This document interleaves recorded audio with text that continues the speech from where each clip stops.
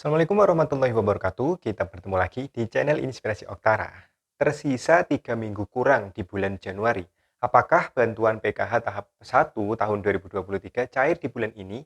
Jika iya, kita harus kenali ini tanda-tandanya.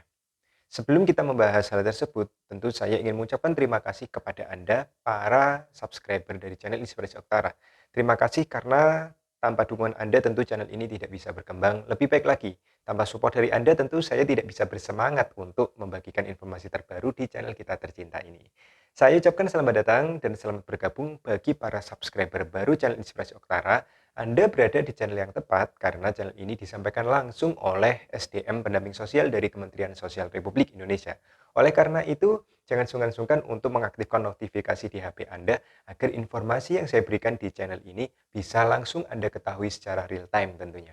Oke, tanpa perlu bertele-tele, tanpa perlu panjang lebar, kita langsung memulai apa yang akan kita bahas di kesempatan video kali ini. Kita tahu bahwa untuk bulan Januari ini tersisa 3 minggu kurang ya, ada 2 minggu beberapa hari ya, 4 atau 3 hari ya sisanya. Jadi 3 minggu kurang ini belum ada kabar pencairan untuk bantuan PKH tahap pertama tahun 2023. Pertanyaannya, apakah bantuan PKH tahap 1 tahun 2023 akan cair di bulan ini?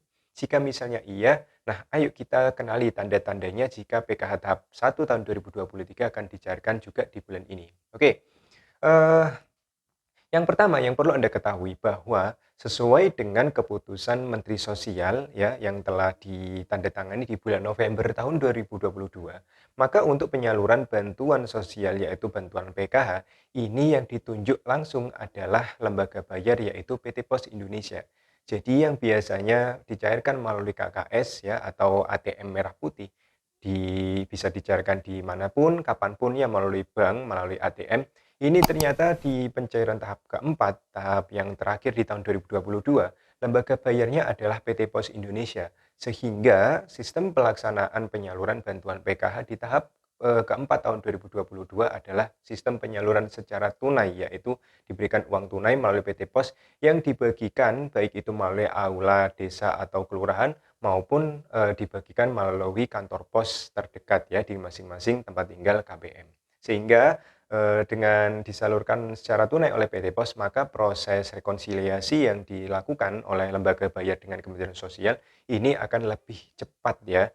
Nah, bayangkan ketika pelaksanaan melalui KKS, maka akan lebih lama lagi waktu yang dibutuhkan untuk rekonsiliasi atau pencocokan jumlah mana yang datanya yang sudah keluar dan mana data yang belum menarik bantuan. Ya, jika dilakukan melalui mesin ATM oleh KKS, maka KPM itu kadang 1 hari ini mengambil, kadang ada yang masih menunggu beberapa hari lagi untuk mengambil, sehingga proses update untuk rekonsiliasi ini lebih lama di tingkat pusat. Nah, mungkin itu adalah salah satu sebab mengapa Kementerian Sosial lebih memilih untuk PT Pos Indonesia agar disalurkan secara tunai. Karena apa? Di PT Pos Indonesia ketika dilaksanakan penyaluran, maka jadwal dari PT Pos itu ketika 1 hari di desa A misalkan, berarti bisa mendekati 99% desa A ini semuanya menarik bantuannya. Jadi itu ya mungkin ya alasan utama mengapa PT Pos kembali menunjuk Kementerian Sosial kembali menunjuk kantor pos sebagai penyalur untuk bantuan program Keluarga Harapan. Nah, lalu yang perlu Anda ketahui kedua, yaitu untuk pelaksanaan tahun 2023, jika misalnya tidak ada keputusan Menteri Sosial yang baru terkait dengan sistem pelaksanaan penyaluran PKH tahap pertama tahun 2023, maka secara otomatis yang diikuti oleh pihak lembaga bayar ya oleh Kementerian Sosial yang diikuti adalah dari surat keputusan yang terakhir, yaitu di bulan November tahun 2022. Itu artinya secara menyeluruh, maka untuk program Keluarga Harapan di tahap pertama tahun 2023 ini tentu akan disalurkan kembali secara tunai melalui PT Pos Indonesia. Sehingga jika kita melihat di tahap keempat yang lalu di tahun 2022, banyak sekali KPM baru yang sebelumnya belum pernah mendapatkan bantuan, tidak punya KKS atau ATM Merah Putih, ternyata bisa memperoleh bantuan PKH yang dicairkan langsung tunai oleh PT Pos Indonesia. Dan di tahun 2023, jika mekanisme pembayaran tetap melalui PT Pos Indonesia yaitu secara tunai, maka peluang besar bagi mereka yang belum pernah mendapatkan bantuan dan juga belum pernah menerima KKS, ini bisa memperoleh bantuan PKH ya, sesuai dengan komponen yang dimiliki. Sehingga tentu bagi yang merasa belum pernah menerima bantuan sosial atau bantuan PKH terutama, silakan Anda bisa mengusulkan nama Anda masuk ke DTKS atau nama-nama yang sudah masuk di DTKS dan memiliki komponen dan ternyata belum menerima bantuan, maka tetap terus berdoa dan selalu update data diri Anda. Jangan sampai ada data yang tidak valid ya dengan Dukcapil. Dan jika sudah masuk DTKS, datanya valid dan memiliki komponen, maka tentu peluangnya lebih besar ya. Tinggal menunggu antrian saja. Oke, itu. Nah, jika melalui Himbara atau bank, maka harus memiliki KKS dulu itu ya intinya ya. Kalau melalui tunai PT Pos, maka tidak harus Anda memiliki KKS dulu atau tidak harus Anda pernah menerima bantuan PKH terlebih dahulu gitu. Itu ya sisi positifnya ketika penyaluran melalui PT Pos Indonesia. Oke, lalu kira-kira kapan jadwal untuk penyaluran PKH tahap pertama tahun 2023? Yang jelas ketika kita melihat aturan yang ada sesuai dengan jadwal tahunan yang diterbitkan oleh Kementerian Sosial, maka untuk pelaksanaan penyaluran bantuan PKH tahap pertama itu jatuh pada bulan Januari, yaitu bantuan untuk 3 bulan, Januari, Februari, dan Maret.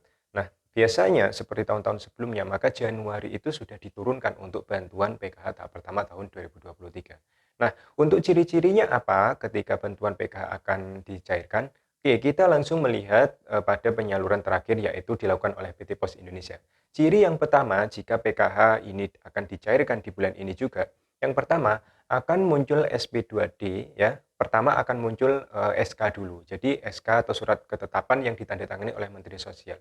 SK ini tentunya akan turun dan akan diketahui oleh pendamping sosial. Nah, SK ini nantinya akan bertuliskan terkait dengan calon penerima ya, nama-nama calon penerima bantuan PKH yang siap dibayarkan bantuannya di tahun 2023 untuk tahap pertama. Jadi ciri-ciri yang pertama adalah adanya SK yang turun. Yang kedua, tentu akan ada BNBA, BNMB address terkait dengan data bayar ya atau SP2D yang akan diberikan oleh Kementerian Sosial baik itu ke lembaga bayar ya yaitu dalam hal ini PT Pos Indonesia dan juga kepada para pendamping sosialnya.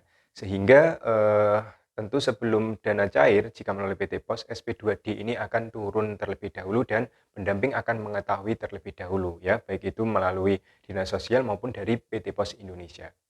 Yang ketiga ciri-cirinya jika PKH tahap pertama akan dicairkan di bulan ini, tentu PT Pos akan menghubungi pendamping sosial untuk melakukan koordinasi ya terkait dengan penjadwalan kapan pelaksanaan untuk penyaluran bantuan PKH tahap pertama tahun 2023. Biasanya sebelum seminggu ya atau 2 minggu sebelum penyaluran dilakukan, PT Pos ini akan mengadakan rapat ya dengan kabupaten setempat. Jadi PT Pos akan mengundang koordinator PKH kabupaten dan juga koordinator masing-masing di kecamatan. Akan membuat keputusan bersama terkait dengan jadwal penyalurannya. Lalu ciri-ciri yang keempat, PT Pos Indonesia ini akan membuat undangan ya untuk nama-nama yang masuk ke dalam data bayar. Dan ciri-ciri yang kelima ketika PT Pos sudah membuat undangan, maka PT Pos akan memberitahukan kepada para pendamping sosial, dalam hal ini juga yang mendampingi PKH, bahwa undangan itu akan diantarkan menuju kecamatan masing-masing. Lalu oleh kecamatan akan diantarkan ke desa masing-masing, oleh desa akan diantarkan ke rumah masing-masing penerimanya melalui RT atau RW setempat. Nah, dengan begitu, pasti pendamping sosial ini akan mengetahui info untuk jadwalnya, lalu undangannya sudah nyampe di mana ya, udah sampai di mana, pendamping sosial akan tahu. Nah, itu mungkin dari segi pandang para pendamping sosial termasuk saya lebih suka penyaluran melalui PT Pos karena garis koordinasinya ini sangat jelas ketika akan dilakukan penyaluran, maka kami akan diajak koordinasi oleh PT Pos, kami akan tahu undangan sampai di mana dan jadwalnya kapan, SP2D-nya siapa saja yang turun, ini tertata dengan rapi. Ketika dilaksanakan melalui KKS, maka kadang SP2D belum kami terima, KPM ini sudah ambil bantuan dulu ya, karena seringnya KPM ini mengecek KKS di mesin ATM. Ketika ada saldo masuk, langsung diambil, padahal itu belum tentu saldo apa ya. Nah, itu enaknya untuk melalui PT Pos Indonesia. Nah, itu adalah 5 ciri yang akan menunjukkan ketika PKH tahap 1 akan dicairkan di tahun 2023. Tentu 3 minggu kurang yang tersisa di bulan Januari ini harapan kita bantuan PKH tahap 1 tahun 2023 Semoga segera bisa terrealisasikan atau segera bisa dicairkan karena memang sudah banyak yang menunggu dan memang jadwalnya seharusnya turun di bulan Januari tahun 2023. Kita doakan semoga, proses yang berjalan di pusat ini bisa segera lancar dan biasanya Bapak Presiden kita, Bapak Joko Widodo akan menginstruksikan untuk penyaluran bantuan sosial ini harus dilakukan segera apalagi di awal tahun ya.